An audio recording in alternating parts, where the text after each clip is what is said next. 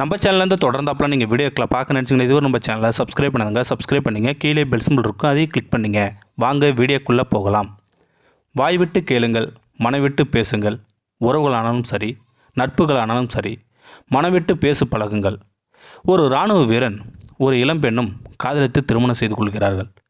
3 மாதத்தில் போர் ஏற்பட இராணுவ வீரன் போருக்கு போக வேண்டியதாகி விடுகின்றது. அவன் போகும்போது மனைவி கர்ப்பிணி. இருவருமே மிகுந்த மன வருத்தத்தில் பிரிகிறார்கள். போர் முடிந்து உயிரோடு திரும்புவது நிச்சயமில்லை அல்லவா? ஆனால் அதிர்ஷ்டவசமாக போருக்கு போன வீரன் 3 ஆண்டுகள் கழித்து வெற்றிகரமாக திரும்புகிறான். விமான தளத்தில் அவன் மனைவியும் மகனும் அவனுக்காக காத்திருக்கிறார்கள். மனைவியும் மகனையும் ஆனந்தமாக கட்டி அணைத்துக் கொள்கிறான் அந்த இராணுவ வீரன். அந்த இராணுவ வீரன் அவன் கண்ணிலும் மனைவி கண்ணிலும் ஆனந்த கண்ணீர். வீடு திரும்புகிறார்கள். கணவனுக்கு பிடித்த சமையல் செய்ய சாமான்கள் வாங்கி வர மனைவி மார்க்கெட்டுக்கு செல்ல வீட்டில் மகனும் தந்தையும் மட்டுமே இருக்கிறார்கள். கூச்சத்துடன் ஒதுங்கி நின்ற மகனை பார்த்து வீரன் கேட்கிறான், அப்பாவுடன் ஏன் பேச மாட்டேங்கிறாய் என்று. அந்த சிறுவன் சொல்கிறான்.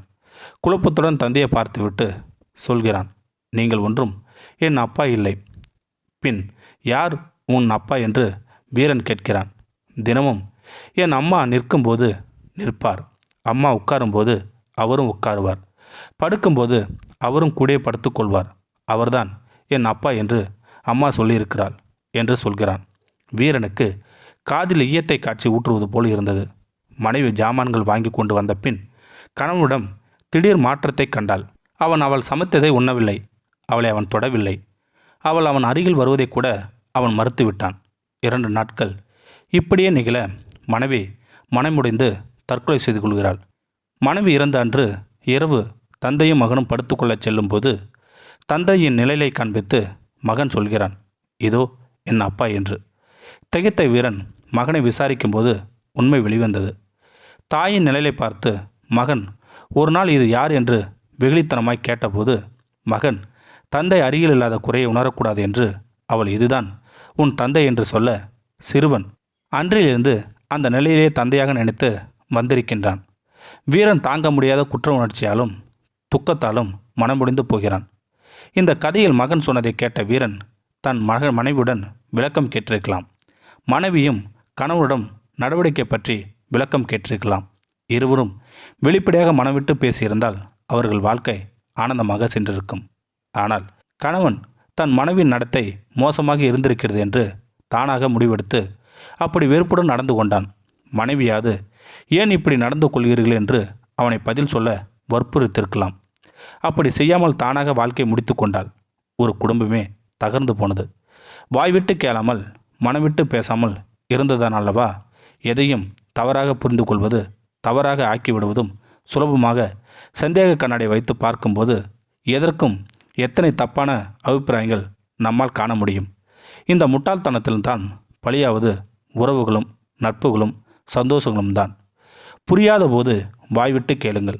முரண்பாடாக நடந்து கொள்வது தோன்றும்போது ஏன் என்று வெளிப்படையாக கேளுங்கள். நீங்களாக அனுமானிக்காதீர்கள். அதேபோல் நீங்களும் வழக்கத்திற்கு மாறாக நடந்து கொள்வீரானால் ஏன் என்பதை வெளிப்படுத்துங்கள், தெளிவுபடுத்துங்கள். அவர்களுக்கு புரியும் என்று நீங்களாக நினைத்து கொள்ளாதீர்கள். தவறு என்று நினைப்பதே உங்கள் குடும்பத்தினரும் சரி, நண்பர்களும் சரி கண்டிப்பாக தெரிவியுங்கள். அதை கேட்டு அவர்கள் சொல்லும் காரணங்கள் நியாயமானவர்களாக கூட இருக்கலாம்.